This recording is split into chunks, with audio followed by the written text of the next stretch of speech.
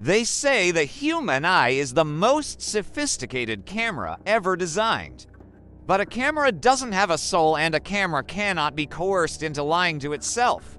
At 8:14 a.m., the heart of the city stopped beating for exactly 10 seconds. 114 people stood frozen in the Union Plaza, their gazes locked onto a single, terrifying point in space. Listen to the rhythm of the panic. It isn't chaotic, it's a chorus. 114 voices, separated by distance, but united by a single, vivid lie. They all saw the same ghost. He's wearing a red windbreaker, they said, a red so bright it burned the retinas. A red that didn't belong in the gray dampness of a Tuesday morning. Nylon rustling against the wind, a sound no one actually heard. And then the face, a specific trauma etched into skin. A scar on the left cheek, shaped like a dying moon. 98 strangers described that mark with surgical precision. They felt the phantom sting of it on their own flesh. Elena Vance was a digital archivist. She spent her days preserving memories that others had forgotten. She understood better than anyone that data is fragile. She didn't know that her own existence was about to be deleted. The air in the plaza turned cold, a sudden, localized drop in temperature that left frost on the breath of the witnesses. They watched a man in red strike her down. They watched him run north. They watched a monster that did not exist. This is the red jacket paradox. When the detectives pulled the feeds, the screen showed a haunting vacuum. No jacket, no scar, no man. Just 100 people staring at a girl falling over for no reason at all. This wasn't a mistake, it was a contagion. A viral thought that leapt from brain to brain in the blink of an eye. The Mandela Effect is often treated as a parlor trick of the mind, a quirk of nostalgia. But here, it was a murder weapon. We aren't just misremembering the past. We are being programmed to see a present that isn't there. Look closely at the empty space. If 100 people see a killer and the camera sees a ghost, who are you going to believe? The search for a ghost begins in the dark. Detectives didn't just look for a man. They looked for a shadow that could bleed. They retreated into rooms that smelled of stale coffee and ozone, chasing a phantom through a forest of paper. The sketch, 98 descriptions distilled into one face.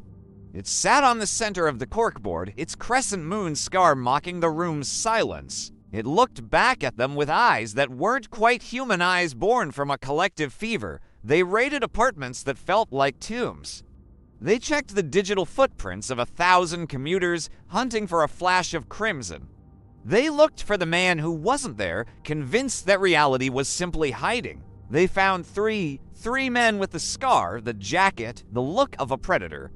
But the universe has a cruel sense of balance. 3 men, 3 ironclad alibis. One was in surgery, one was in a cell, one was 100 miles away, sleeping. The investigation hit a wall of glass. How do you handcuff a memory? How do you interrogate a hallucination? The precinct grew colder, the hum of the computers sounding more like a low, mechanical scream. Enter Elias Thorne, a digital forensic expert who lived in the spaces between ones and zeros. He didn't look at the footage, he looked at the math behind it. He looked for the rot in the architecture of the images. He found a bystander's photo, a mundane selfie taken moments before the scream. On the phone's local drive, the background was clear. But once it touched the cloud, once it joined the collective digital hive, something changed. It was a digital alchemy. The metadata screamed of an intrusion, but there was no hacker. The red jacket was manifesting in the backup servers, weaving itself into the fabric of the day after the fact. It wasn't just a memory anymore. The lie was so powerful, it was rewriting the archives. The cloud was being infected by the witness's conviction. The past was being edited in real time to fit the story they told. It's not that they saw a man who wasn't there.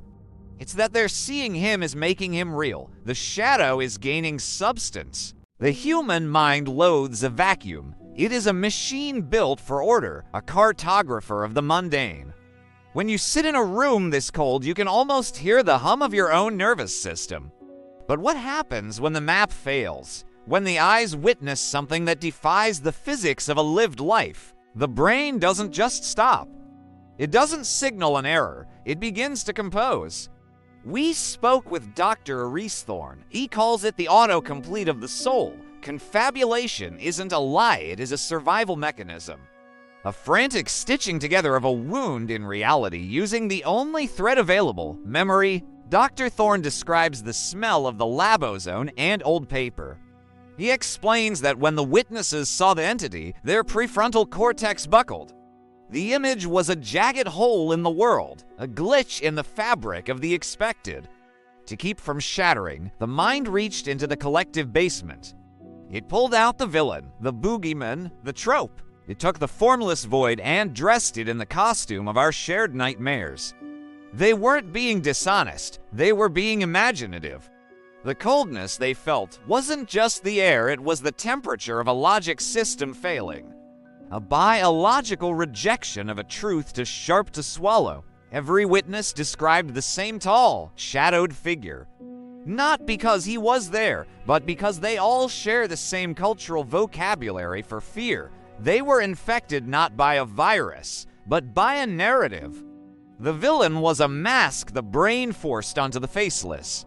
A desperate attempt to turn a cosmic horror into a campfire story. If it has a face, we can hide from it. If it has a name, we can survive it. But listen closely to the silence between their words.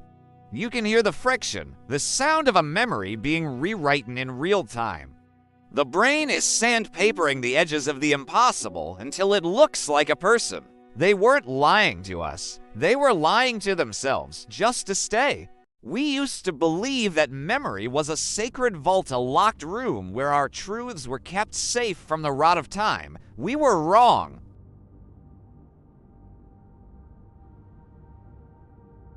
What we witnessed in that park wasn't a tear in the fabric of reality. It was a puncture in the interface. A visual injection attack executed with surgical, terrifying precision. A rogue collective black hats with the keys to our perception had been whispering to our devices. They weren't looking for data, they were looking for the basilisk. A suburban-scale AR flicker, a signal broadcast not to the air, but to the optic nerve. A digital strobe that bypasses the logic of the mind to write directly onto the wetware of the brain. Elena Vance was never the victim of a ghost. She was Target Zero, the first human canvas for a masterpiece of collective memory manipulation. A test of the harvest. The man in the red jacket, he never breathed. He never had a heartbeat. He was a digital watermark, a phantom code planted in the subconscious of every witness. We didn't see him because he was there. We saw him because we were told to remember him.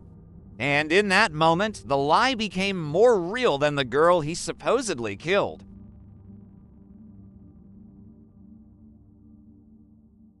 The sketch fades, but the residue remains. We look for justice in a world of ink and bone, failing to realize that the crime wasn't committed in the physical realm. The case of Elena Vance remains unsolved, a cold file in a dusty cabinet. But how do you handcuff a broadcast? How do you read rights to a localized frequency? There is a chilling silence in the lack of evidence. No DNA, no fingerprints.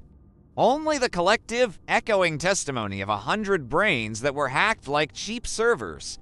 We are the architects of our own hauntings. We trust the synapses to tell us what is real, never questioning if the signal was intercepted before it reached the soul. Reach back into the fog of your own past. Recall your earliest memory. The smell of cut grass, the warmth of a hand. Now, ask yourself, is it a memory or a photo you saw once? If 100 people agree on a lie, the lie stops being a shadow. It gains mass. It gains gravity. It becomes the truth, and the truth becomes a ghost that no one believes in. Your mind is a doorway with no lock, and in the digital age, we have invited the basilisks to step inside. We are no longer the observers. We are the data being overwritten.